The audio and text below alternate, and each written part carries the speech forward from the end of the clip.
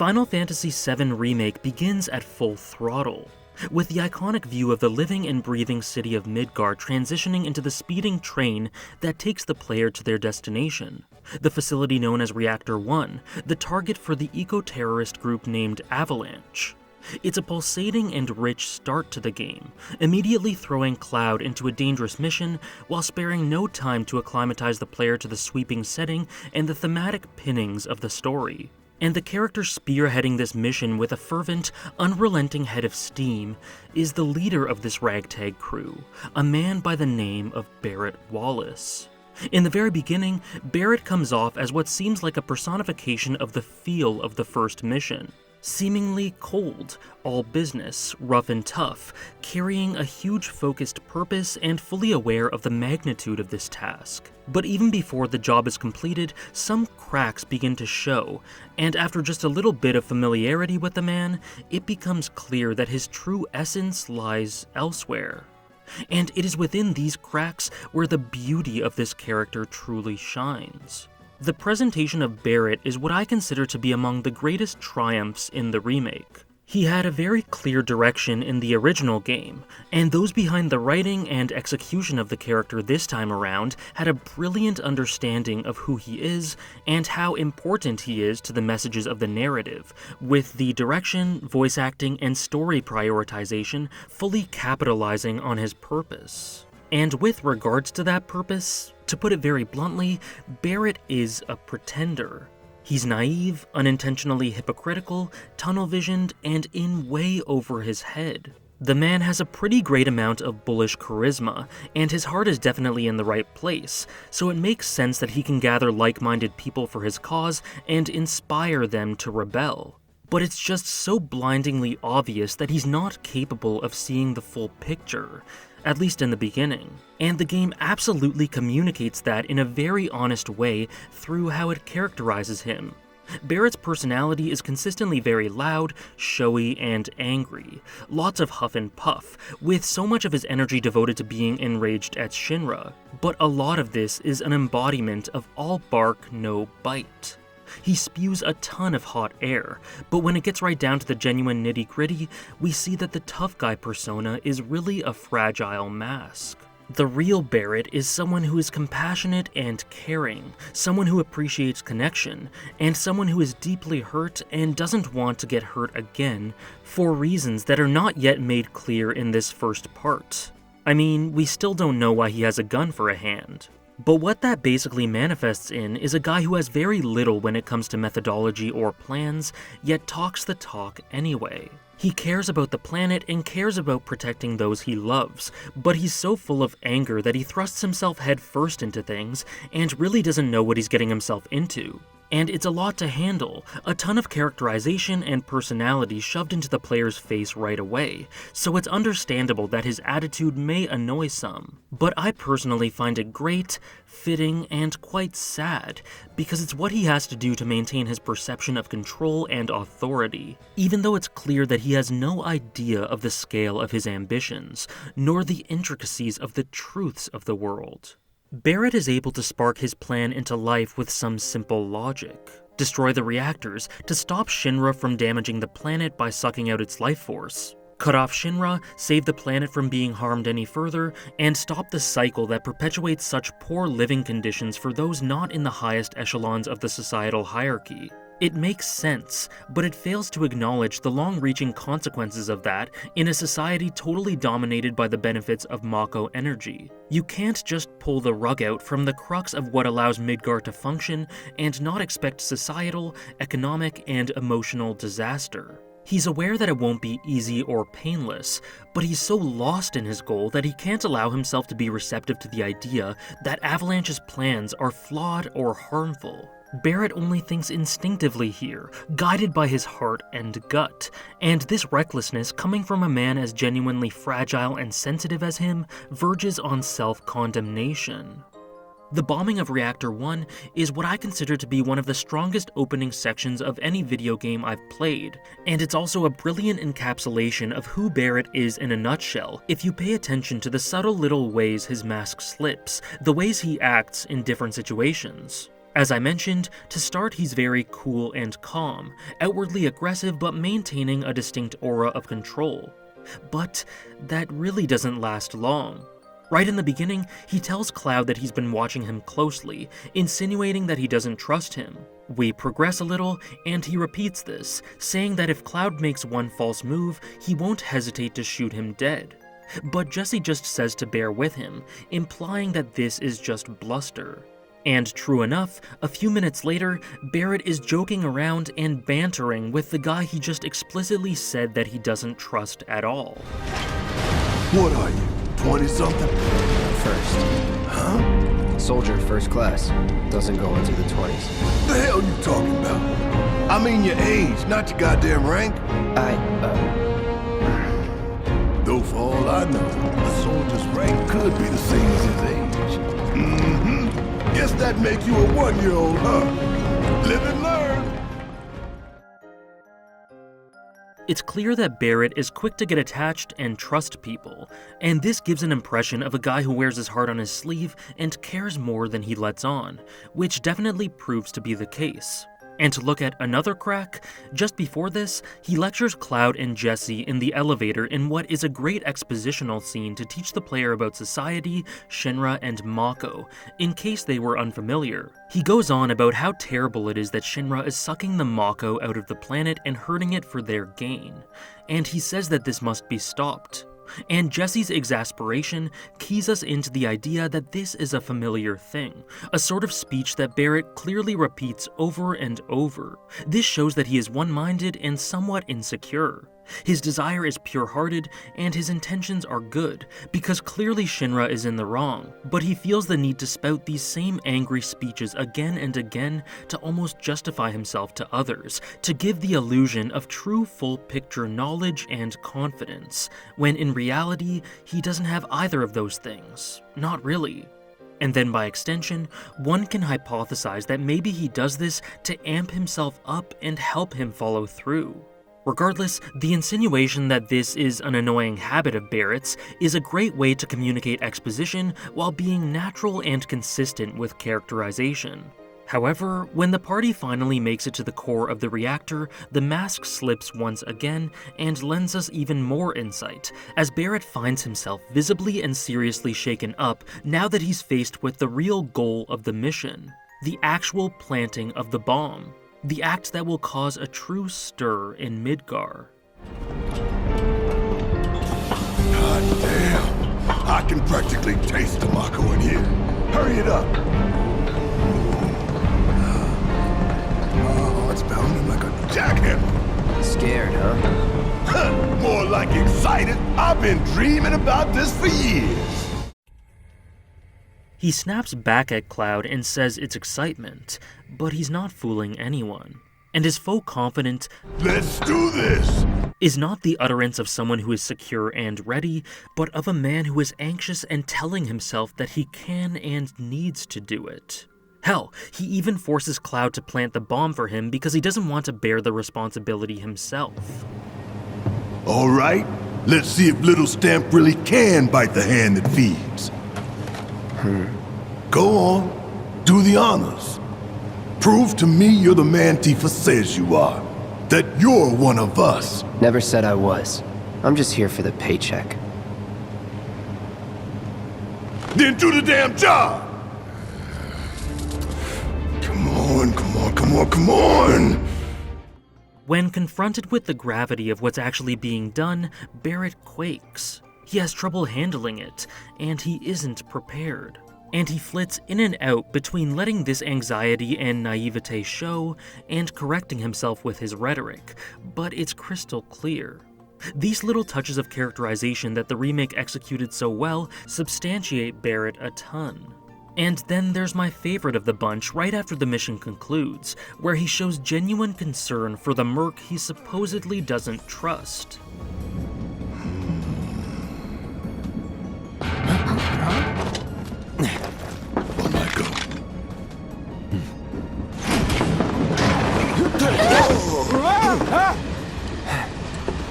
You had me worried for a minute. What the hell you been up to, huh? It's this aspect of his character, this heart and vulnerability that we see through the cracks of his persona, that makes him so endearing. It may be initially surprising to newcomers to see that he has a little daughter whom he lovingly dotes upon, but in retrospect, and given the little hints planted throughout the first chapter, it's totally consistent and it all makes sense. Daddy, you're home! That's right, Angel, I Welcome am. back. Have you been a good girl? Yeah, I've been helping Tifa. Oh, you did you? Well, well. And while I point to the first mission as an example of showcasing Barret's characterization, this is consistently done throughout the rest of the game as well. This is who he is. Someone who cares wholeheartedly and wants to change the world and heal the pain of the planet. Someone who wants his child to grow up safe and happy. But tragically, he's also someone who is not equipped to do that as he is now. Underneath the emotionless and cold sunglasses hide Barret's incredibly kind eyes, eyes full of love and good intent. This is the crux of why him feeling the harsh reality of his flaws hits with such impact.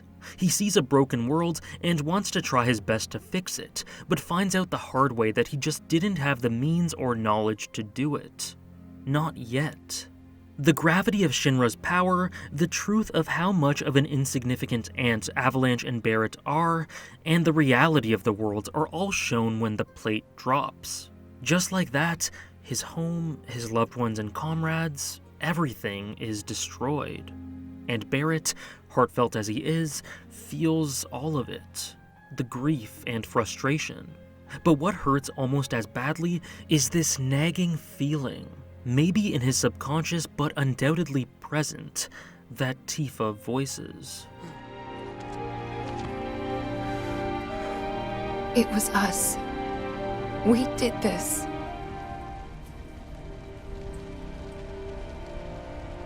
No, you can't think like that. Whatever came before it was Shinra that pulled the trigger today. Am I right?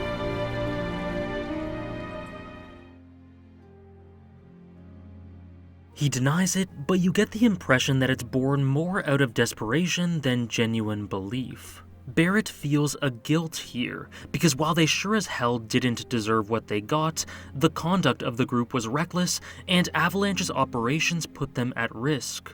Just as things were in the depths of Reactor 1, Barret really couldn't feel the full scale, weight, and ramifications of his actions until it got right down to the most serious stuff. But while he is mistaken about a lot of things, the one thing that he knows for sure that is reinforced here is that those in charge of Shinra are pure evil.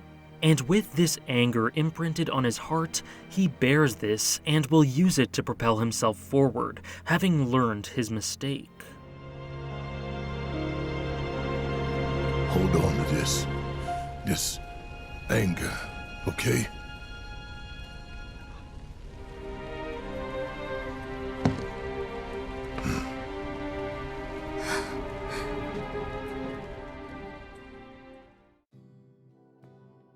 Marlene being alive is what saves him from true despair, but at this point in the story, Barret is suddenly struck with the brutal reality that he may have subconsciously felt, but was always able to ignore up until now.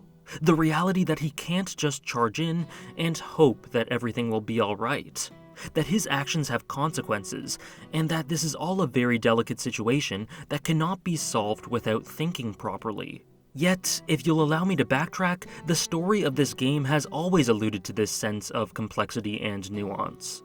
And a primary way in which it communicates this is through such an emphasis on the trickling societal byproducts of the reactor bombings that provide such matters to ponder. There is, of course, the hesitancy and conflict that the members of Avalanche feel about their actions. Jessie being clearly bothered by the huge effect her bombs apparently had, and wondering if she was at fault for using the wrong blasting agent, Tifa saying that she doesn't approve of these methods, or Biggs not being able to stop himself from shaking, even when the crew were on the train home.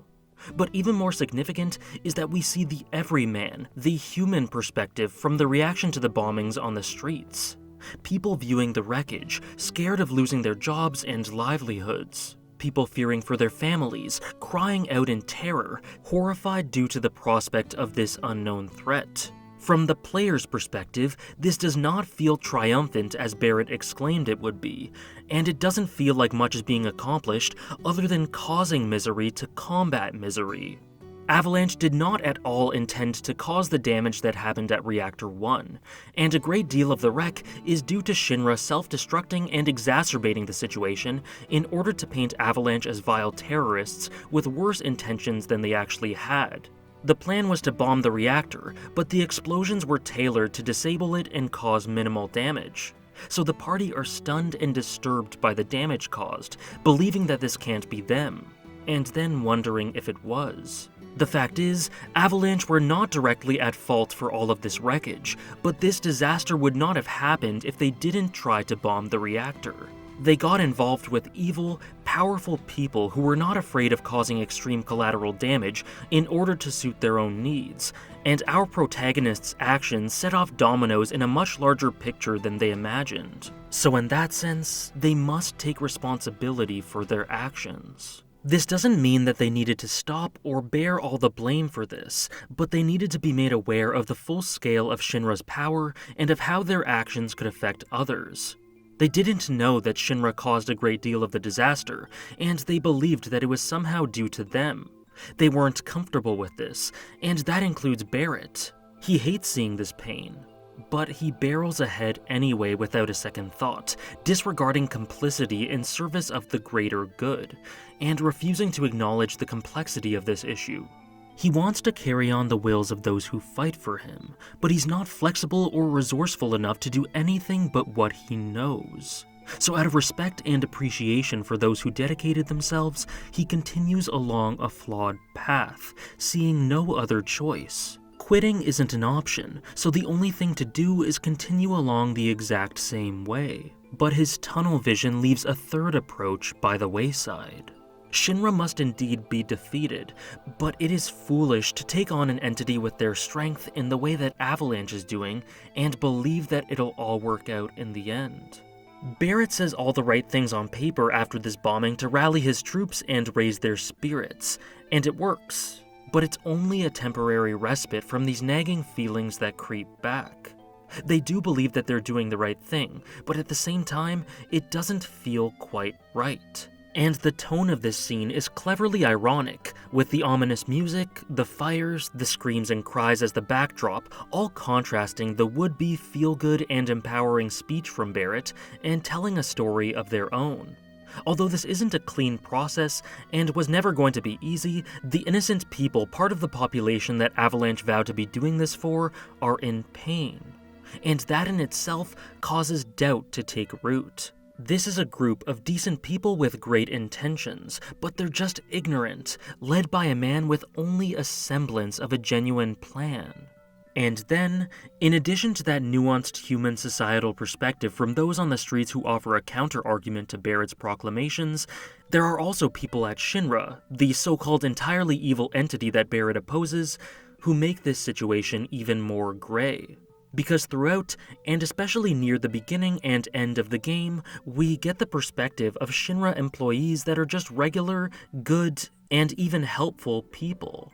After Reactor 1, we see Shinra medical staff, emergency first responders, and firefighters doing their utmost to reduce the severity of the bombing and to help the public.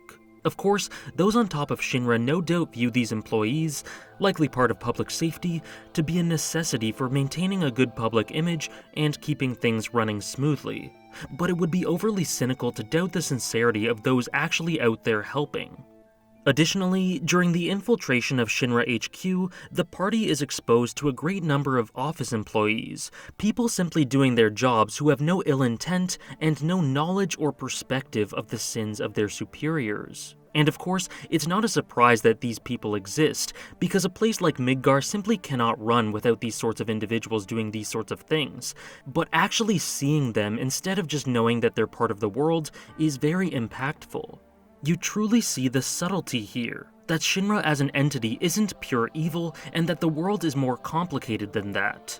This obviously isn't to say that Shinra isn't wrong, because the planet sure as hell needs to be free of their tyrannical rule. But it's far from a cut-and-dry issue with a simple solution, due to the layers of depth established through adding shades of gray to the offshoots of Shinra, and by contemplating the struggles of those affected by Avalanche's actions.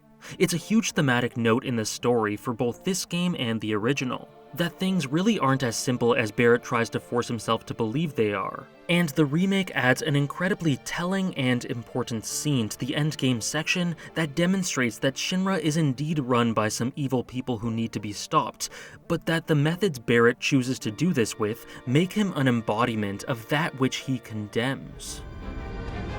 A whole lot of normal people with families and friends work for Shinra. People just trying to support their loved ones as best they can. I know it's not exactly a revelation, but it's easy to forget. A good man who serves a great evil is not without sin. He must recognize and accept his complicity. He must open his eyes to the truth, that his corporate masters are profiting from the planet's pain. Only then can he redeem himself. In one of the very best scenes in the game, Barret retreats to his tendency of preaching to convince others and especially himself that things are simple, because it just makes it all easier. And while he did have a huge point of realization of his naivete after the plate dropped, it totally makes sense that he hasn't suddenly changed his mind and realized that he is to blame for things as well. In fact, it is very human and logical that his views on Shinra would be reinforced, that his black and white mentality would become even blacker and whiter, and that he would blame them even more and himself even less, because the alternative is horrifying. It's just what humans do as they struggle to cling to possibilities that are easier to accept than reality. When people find their ideals to be challenged, in response they push back even harder out of fear of being wrong. And that is what Barret does here. In response to seeing decent people working for Shinra, in response to being shown firsthand that he bit off more than he could chew. Unwilling to bend, but close to breaking. What's most beautiful about this scene is that the way that Barret phrases these things can actually be applied to himself. A good man who serves a great evil is not without sin. He must recognize and accept his complicity. Now, while Barret is not serving a great evil in the way that the Shinra employees serve their uppers, he is undoubtedly having his cake and eating it too by turning a blind eye to the pain that he has caused and refusing to acknowledge it in the service of some greater good. Right now, while it is clear that he knows on some level that he has true flaws and blame, he refuses to engage with and confront that idea. And so, he does not accept his own complicity. He has not recognized his own sin, but he says that others must recognize their own. He has not yet fully opened his eyes to the truth of his own misdeeds. Barret has essentially fooled himself into believing his own shallow rhetoric without understanding his hypocrisy. Or rather, he's trying to fool himself. But what's key here is that we know that by this point, his own words here don't tell the full story with regards to him. We know that he's a good man, and that the true disaster he's partly at fault for weighs on his mind. This stark and simple defiance from him is a form of denial, and this is an awesome scene to capture the irony of his character at this point in the story. At a subconscious level, it's a profound amount of self-loathing due to how this little speech reflects a mirror on himself. And in the climax, President Shinra calls him out on this in a great moment to lay out the hypocrisies and flaws of his overly idealistic ambitions. While undoubtedly an evil man, Shinra is far more aware of the realities of the world than Barret, and his words here are a terrific summation of where Barret's problems lie, and why his stubborn tendency to cling on to the idea that he has no culpability just won't last in the long run. Yet, this increased defiance ironically shows that he is beginning to understand, and he is surrounded by the type of people who will support him through anything he needs help with. It would be easy if everything was as Barret believed it was, but this world just isn't like that.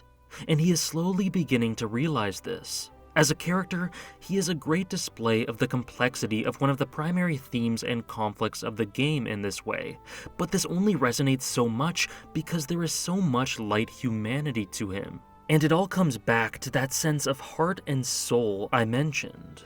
He is so fundamentally flawed, but all of that stems from the fact that he cares so deeply and opens himself up like no one else.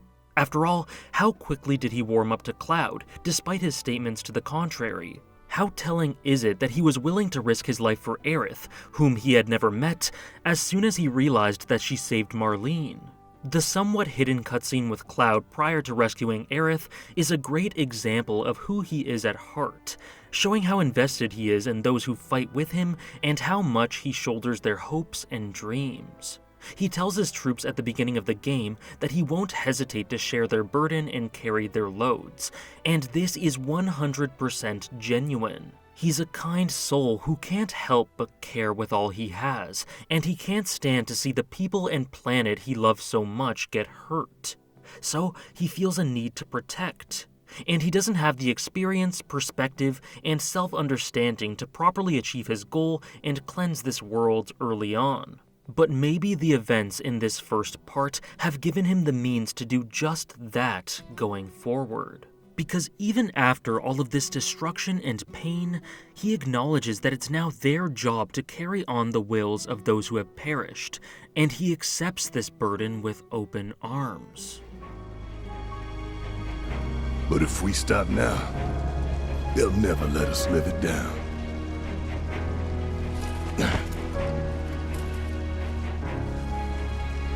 So, we carry that weight.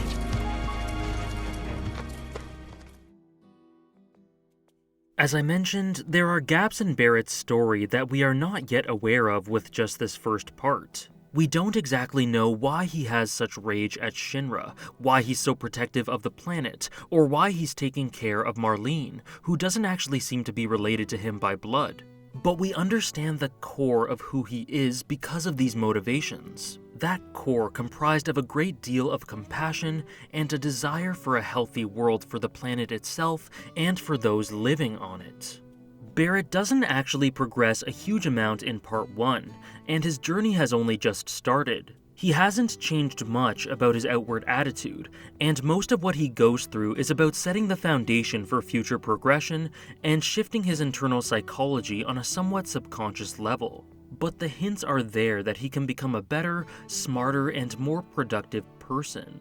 He's taken steps on the path towards turning his raw rage and good intentions into something more focused and pragmatic, and he's going to make this world better. Not through the rough etchings of a haphazard plan, but through carefully considering the responsibility he bears and acting with honest conviction.